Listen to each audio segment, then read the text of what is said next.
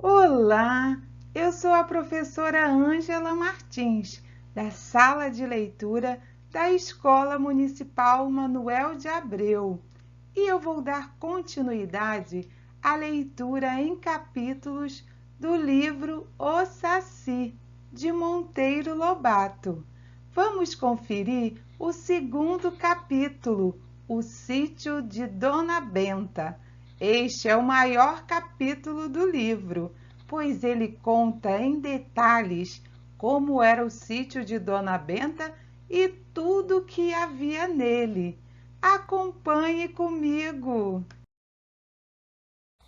Capítulo 2 do livro O Saci, de Monteiro Lobato. O sítio de Dona Benta. O sítio de Dona Benta ficava num lugar muito bonito. A casa era das antigas, de cômodos espaçosos e frescos. Havia o quarto de Dona Benta, o maior de todos, e junto o de Narizinho, que morava com sua avó. Havia ainda o quarto de Pedrinho, que lá passava as férias todos os anos, e o da tia Anastácia, a cozinheira e o faz-tudo da casa.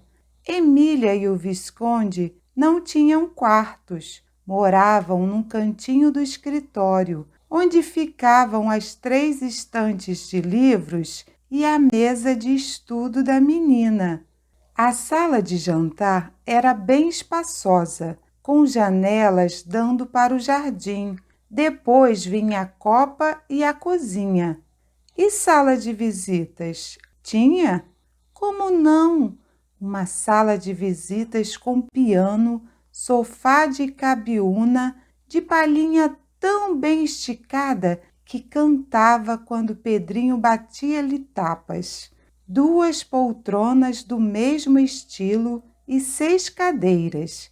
A mesa do centro era de mármore e pés também de cabiúna.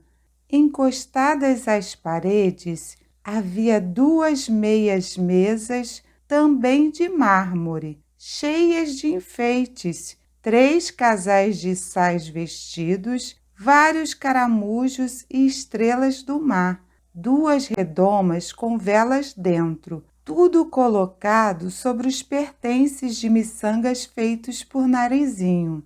Hoje ninguém mais sabe o que é isso. Pertences eram umas rodelas de crochê que havia em todas as casas para botar bibelôs em cima. Para o lavatório de Dona Benta, Narizinho fizera pertences de crochê e para a sala de visitas fizera aqueles de miçanga de várias cores, da bem miudinha. Antes da sala de visitas, havia a sala de espera, com o chão de grandes ladrilhos quadrados, cor de chita cor-de-rosa desbotada. A sala de espera abria para a varanda. Que varanda gostosa, cercada de um gradil de madeira muito singelo, pintado de azul claro. Da varanda descia-se para o terreiro por uma escadinha de 6 degraus. Nas férias do ano anterior, Pedrinho havia plantado em cada canto da varanda um pé de cortina japonesa, uma trepadeira que dá uns fios avermelhados da grossura de um barbante, que depois ficam amarelos e descem até quase ao chão, formando uma verdadeira cortina viva. Aquela varanda estava se transformando em jardim. Tantas eram as orquídeas que o menino pendurava lá e os vasos de avenca da miúda que ele foi colocando junto à grade. O jardim ficava nos fundos da sala de jantar, um verdadeiro amor de jardim, só de plantas antigas e fora da moda, flores do tempo da mocidade de Dona Benta, esporinhas, damas entre verdes, suspiros, orelhas de macaco, 2 pés de jasmim do cabo e outro muito velho de jasmim manga. plantado na calçada, e a subir pela parede, o velhíssimo pé de flor de cera, planta que os modernos já não plantam, porque custa muito a crescer. Até cravo de defunto havia lá, flor com que Narizinho se implicava por ter cheiro de cemitério. Bem no centro do jardim havia um tanque redondo com uma cegonha de louça toda esverdeada de limo a esguichar água pelo bico, mas a cegonha já estava sem cabeça, em consequência das pelotadas do bodoque de Pedrinho. Um velho regador verde morava perto do tanque, porque era com a água do tanque que tia Anastácia regava as plantas no tempo da seca. E o pomar? O pomar ficava nos fundos da casa, depois do quintal da cozinha, onde havia um galinheiro, um tanque de lavar roupa e o puxado de lenha. O poço velho fora fechado depois que Dona Benta mandou encanar a aguinha do morro. Passado o quintal vinha o pomar, aquela delícia de pomar. Por que delícia? Porque as árvores eram muito velhas, e árvore, quanto mais velha, melhor para a beleza e a frescura da sombra. Árvore nova pode ser muito boa para dar frutas bonitas, baixinhas e fáceis de apanhar, mas para a beleza não há como uma árvore bem velha, bem craquenta, com os galhos revestidos de musgos, líquens e parasitos. Certas árvores do pomar tinham donos. Havia a célebre pitangueira da Emília, as 3 jabuticabeiras de Pedrinho, a mangueira de manga-espada de Narizinho e os pés de mamão de tia Anastácia.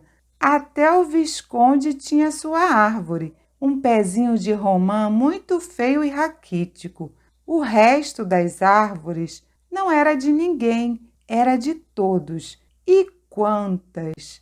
Cambucazeiros, 2 jaqueiras, os pés de cabeluda e grumichama, os 3 pés de saputis e aquele de fruta de conde que não ia por diante. Era tão antigo aquele pomar que os vizinhos até caçoavam. Viviam dizendo: o pomar de Dona Benta está tão velho que qualquer dia se põe a caducar. As jaqueiras começam a dar mangas e as mangueiras a dar laranjas. Mas Dona Benta não fazia caso. Não admitia que se cortasse uma só árvore, nem o pobre pé de fruta de conde encarangado. Dizia que cada uma delas lembrava qualquer coisa da sua meninice ou mocidade. Este pé de laranja baiana, costumava dizer, foi o primeiro que tivemos aqui, e dele saíram os enxertos dos outros. Naquele tempo, laranja baiana era uma grande novidade. A muda foi presente do defunto Zé das Bichas, um português muito trabalhador que morava numa chácara perto da vila. Impossível haver no mundo lugar mais sossegado e fresco e mais cheio de passarinhos, abelhas e borboletas. Como Dona Benta nunca admitia por ali nenhum menino de estilingue, a passarinhada se sentia à vontade e fazia seus ninhos como se estivessem na Ilha da Segurança. O próprio budoque de Pedrinho não funcionava no pomar. E que passarinhos havia? Oh, tantos! No tempo das laranjas, o pomar enchia-se de sabiás do peito vermelho, amigos de cantar a célebre música de sabiá que os pais vão ensinando aos filhos, sempre igualzinha, sem a menor mudança. E havia os sanhaços cor de cinza clara, e as saíras azuis, e as graúnas pretíssimas, e muito canário da terra, muito papa-capim, tizil, pintacilgo, rolinha, curruíla. As corruílas eram o encanto da menina, que vivia a observar o jeitinho delas no constante escarafunchamento dos muros carunchados em busca de pequenas aranhas e outros bichinhos moles. Bichinho duro, Curruíla não quer, e sempre com as penas da cauda erguidas, ninguém sabe por quê. Curruílas cor de telha e mansíssimas. Há também a linda curruíla do brejo, que faz aqueles enormes ninhos espinhentos, mas essas nunca apareciam no pomar, moravam nos brejos. Às vezes pousavam lá de passagem um ou outro tiê-sangue, o passarinho mais lindamente vermelho que existe, mas não se demoravam, eram arisquíssimos. Por que, vovó? Justamente os passarinhos mais bonitos são os mais ariscos? Perguntou certa vez a menina. Justamente por serem bonitos, minha filha. Os homens perseguem os passarinhos bonitos porque são bonitos. Quem quer saber de passarinho feio? Os tico-ticos, por exemplo, vivem na maior paz em todos os terreiros, justamente porque ninguém os persegue. São feinhos os coitados, mas apareça aqui um tiê-sangue ou uma saíra daquelas lindas, todos se põem atrás deles, querendo apanhá-los vivos ou mortos. Para a felicidade neste nosso mundo, minha filha, não há como ser tico-tico, isto é, feinho e insignificante. Mas o rei do pomar era o João de Barro. Na paineira grande, bem lá no fundo, moravam dois, num ninho feito de argila em forma de forno de açapão. Era o casal mais amigo possível. Não se largavam nunca. Onde estava um, também estava por perto o outro. E se por acaso um se afastava um pouco mais, volta e meia soltava uns gritos como quem pergunta: "Onde você está?" E o outro respondia: "Estou aqui." E de vez em quando cantavam juntos aquele terrível dueto que mais parecia uma série de marteladas estridentes e alegres. "Que coisa mais interessante, vovó", disse Pedrinho um dia. "Repare que eles sempre cantam ou gritam juntos. Um faz uma parte e o outro faz o acompanhamento, como no piano." E era assim mesmo. São tão amigos que até para cantar, cantam a duas mãos, como dizia a boneca. Certo ano, o casal resolveu construir um ninho novo em outro galho da paineira. E durante 15 dias, o divertimento dos meninos foi acompanhar de longe aquele trabalho. Os dois passarinhos traziam da beira do ribeirão um pelote de barro no bico e ficavam ali a colocar aquela massa no lugar próprio e a picá-la 100 vezes para que ficasse bem ligadinha. Enquanto um se ocupava naquilo, o outro voava em busca de mais barro. Nunca estavam os dois no mesmo serviço, revezavam-se. À tardinha interrompiam o trabalho, cantavam o dueto com toda a força e depois se acomodavam no ninho velho. Tia Anastácia vivia dizendo que nos domingos eles não trabalhavam, mas infelizmente os meninos não puderam tirar a prova de uma coisa tão linda. O mais curioso foi que depois de acabado o ninho novo, eles, em vez de se mudarem, resolveram fazer um segundo ninho em cima daquele. Quem primeiro notou isso foi o Visconde, que foi todo assanhado contar a Dona Benta. "Venha ver", disse o Sabuguinho. "Eles terminaram ontem a construção do ninho novo, mas não se mudaram do velho. Em vez disso, estão a construir um segundo ninho sobre o novo, uma espécie de segundo andar." Dona Benta foi com os meninos e viu.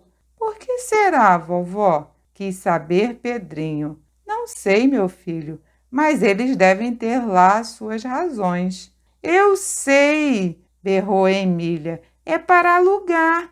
Todos riram-se.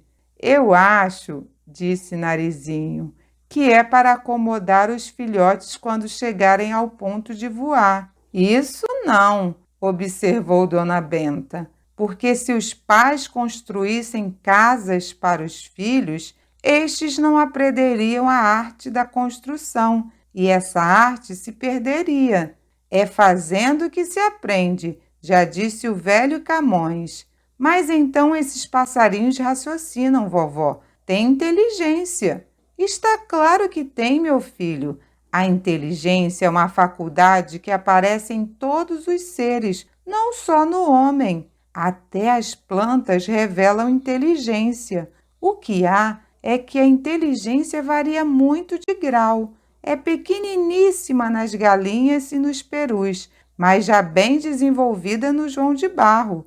E é um colosso num homem como Isaac Newton, aquele que descobriu a lei da gravitação universal.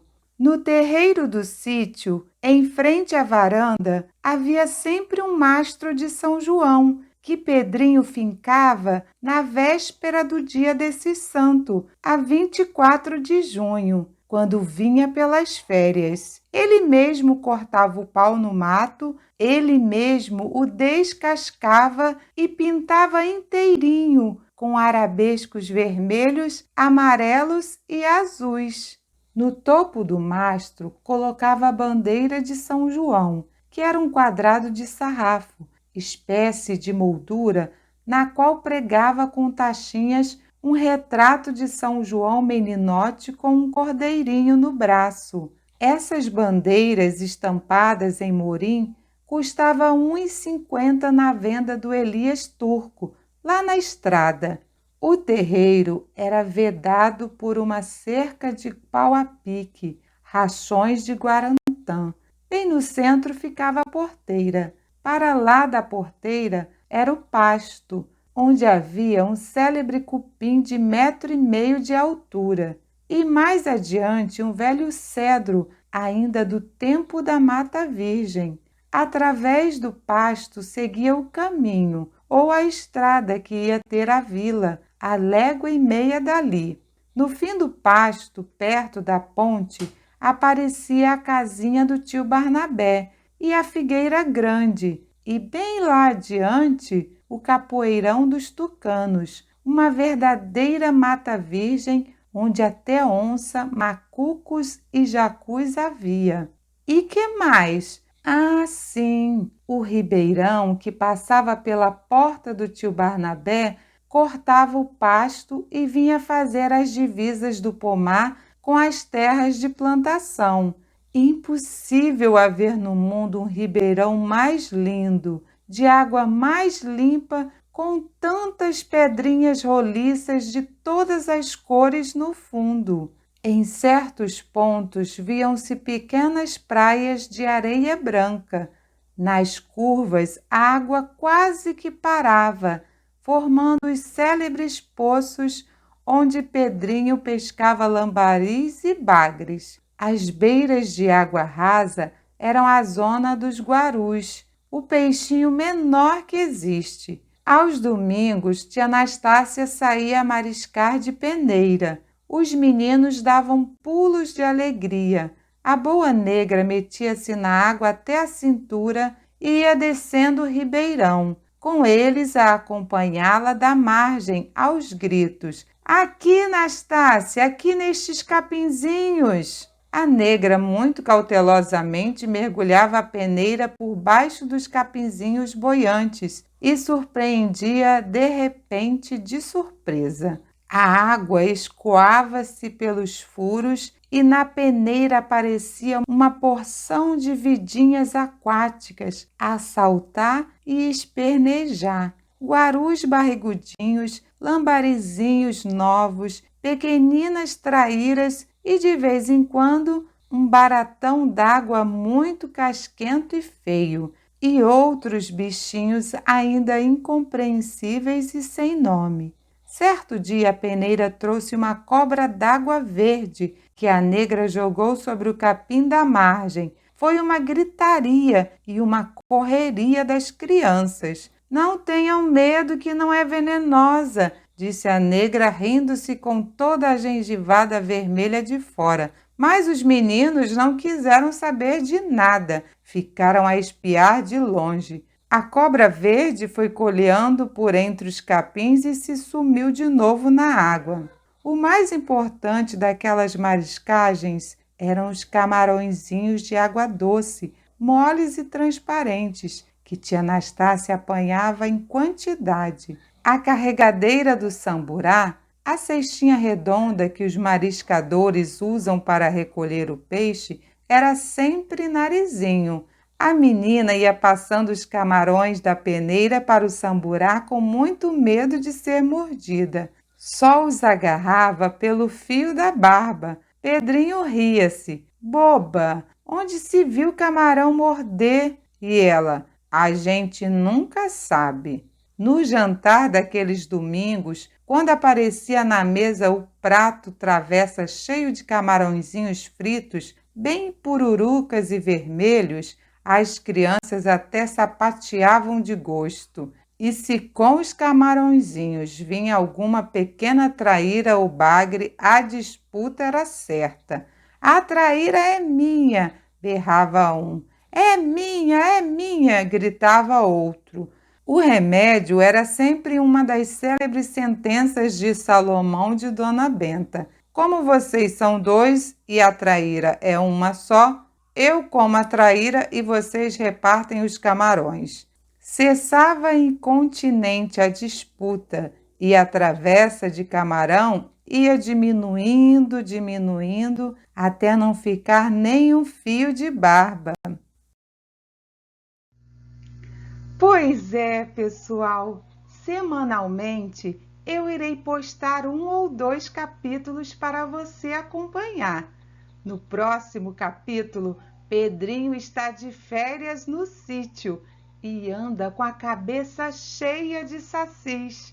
Se inscreva no canal e acompanhe essa aventura.